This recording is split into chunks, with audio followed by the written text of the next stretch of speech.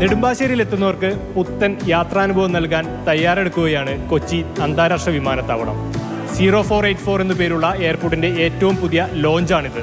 0484 launch കുറഞ്ഞ ചിലവിൽ ആഡംബര സൗകര്യം എന്ന ആശയത്തിലൂന്നിയാണ് സിയാലിന്റെ ഈ പുതിയ ചുവടുവയ്പ്. മിതമായ നിരക്കിൽ യാത്രക്കാർക്കും സന്ദർശകർക്കും ഒരുപോലെ ഇവിടുത്തെ സേവനങ്ങൾ ഉപയോഗപ്പെടുത്താം. 0484 ലോഞ്ചിലോട്ട് കയറുമ്പോൾ ആദ്യം തന്നെ കാണുന്ന ഒരു വലിയ ഹോളാണ്. നമുക്ക് റിലാക്സ് ചെയ്തൊന്ന് ഇരിക്കാനൊക്കെ പറ്റുന്ന തരത്തിലുള്ള നല്ല ഡിസൈൻസ് ഉള്ള ലൈറ്റുകളും അതുപോലെ കേരളത്തിന്റെ പ്രതീകമായിട്ടുള്ള വള്ളങ്ങളെല്ലാം ഒരു ഡിസൈനിൽ വരുന്ന തരത്തിലാണ് ഈ ഹോൾ ഒരുക്കിയിരിക്കുന്നത്. എറണാകുളത്തെ STD കോഡിൽ നിന്നും പ്രചോദനം ഉൾക്കൊണ്ടാണ് ലോഞ്ചിന് 0484 എന്ന പേര് നൽകിയിരിക്കുന്നത്. അന്താരാഷ്ട്ര ആഭ്യന്തര ടെർമിനലുകളോട് ചേർന്നാണ് ലോഞ്ച് പ്രവർത്തിക്കുക.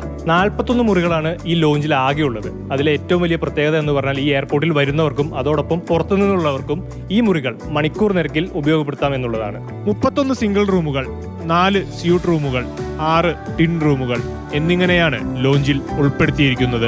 ഈ ലോഞ്ചിലെത്തുന്നവർക്ക് ഭക്ഷണ സൗകര്യത്തിനായിട്ട് അന്താരാഷ്ട്ര നിലവാരത്തിലുള്ള ഒരു റെസ്റ്റോറന്റ് ഒരുക്കിയിട്ടുണ്ട്. ഒരേ സമയം 100 പേർക്ക് വരെ ഇരുന്ന് കഴിക്കാവുന്ന തരത്തിലാണ് ഈ റെസ്റ്റോറന്റ് സജ്ജമാക്കിയിരിക്കുന്നത്. ഇവയ്ക്ക് പുറമെ കോഫി ലോഞ്ച്, സ്പോർട്സ് ബാർ എന്നിവയും 0484 ഒരുക്കിയിട്ടുണ്ട്.